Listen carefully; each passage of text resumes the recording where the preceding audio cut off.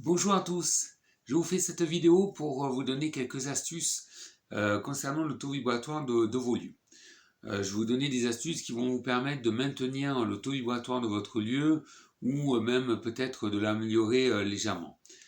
Je vais commencer par l'auto-vibratoire. L'auto-vibratoire, c'est tout simplement l'énergie, la capacité énergétique que vous avez, vous, un objet, un lieu, voilà, tout se mesure énergétiquement.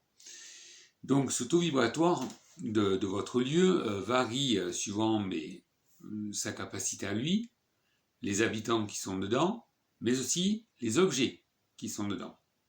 Et c'est sur ça qu'on va travailler. Ces objets-là, ils ont une importance. Tout objet que vous utilisez régulièrement, il n'y a pas de souci, ce ne sera pas un objet qui sera négatif pour la maison. Par contre, un objet qu'on n'utilise pas, alors ce qu'on n'utilise pas, pour moi, c'est un objet qu'on n'utilise pas dans l'année. Comme on dit lors du ménage de printemps, tous les objets qu'on n'a pas utilisés dans l'année en cours, c'est un objet que finalement on a peu besoin. Si on en a peu besoin, dans ce cas-là, il vaut mieux s'en débarrasser, le vendre, voilà, et le demander quand on a vraiment ponctuellement besoin, plutôt que de le stocker. Car stocker plein d'objets, en fait, c'est aussi plomber votre maison. D'accord? Donc, quand vous faites votre ménage de printemps, faites bien le tour de chez vous et regardez ce que vous n'avez plus besoin réellement. D'accord? Si l'objet vous ne l'avez pas utilisé, vérifiez que vous puissiez pas l'emprunter à votre voisin par exemple. Hein, ou ponctuellement le louer si c'est vraiment un gros objet juste pour la tâche que vous avez besoin, que vous faites tous les 2 ou 3 ans. D'accord? Il en va de même pour les vêtements que l'on porte.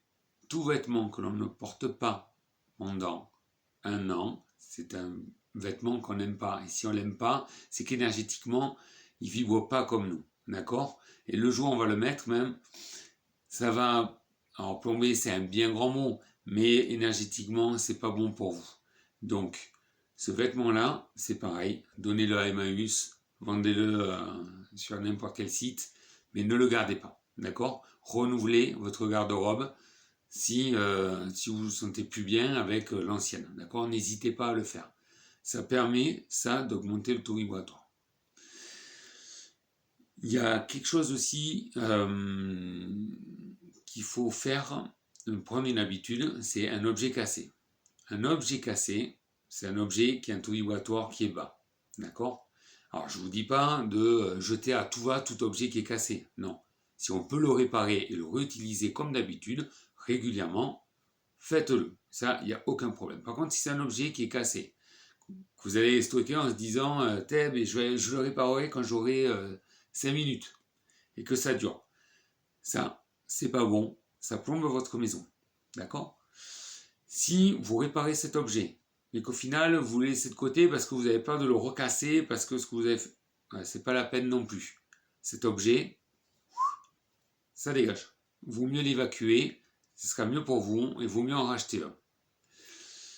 Donc ça, c'était pour tout ce qui est objet inutile ou cassé. C'est pareil pour les vêtements, hein. Si vous déchirez quelque chose, vous dites ah oui mais je vais le coudre.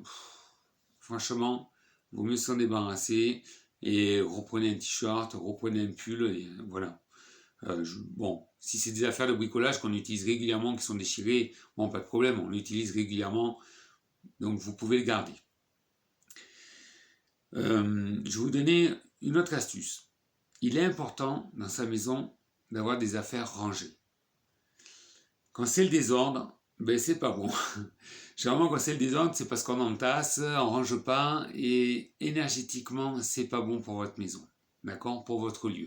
Et si c'est pas bon pour votre lieu, ça va se répercuter sur vous aussi, d'accord. Une maison bien rangée, c'est un taux vibratoire qui est toujours mieux qu'une maison qui est en désordre, d'accord.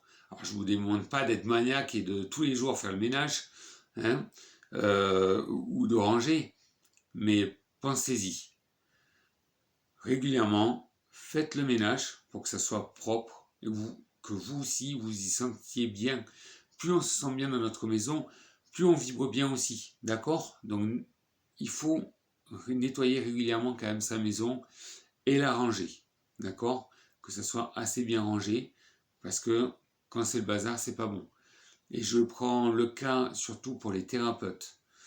Les thérapeutes, si vous avez une salle de soins ou avec un bureau, surtout ne laissez pas traîner de papier sur votre bureau, d'accord? Des dossiers, des instruments, faut que on peut laisser des affaires sur notre bureau, bien entendu, il n'y a pas de problème. Par contre, il faut que ça soit bien rangé et qu'il n'y en ait pas trop. Voilà. Comme ça maintient un taux vibratoire correct, d'accord, par rapport au lieu. Voilà. Si vous avez besoin de plus d'informations, contactez-moi, il n'y a pas de souci. Si vous voulez suivre mes vidéos, abonnez-vous à ma chaîne. J'en fais régulièrement, j'essaie d'en faire une fois par semaine, des fois deux. Voilà, j'essaierai de continuer à vous donner des petits conseils comme celui-ci pour améliorer votre habitat. Sur ce, je vous souhaite une bonne, agréable et lumineuse journée et je vous dis à bientôt.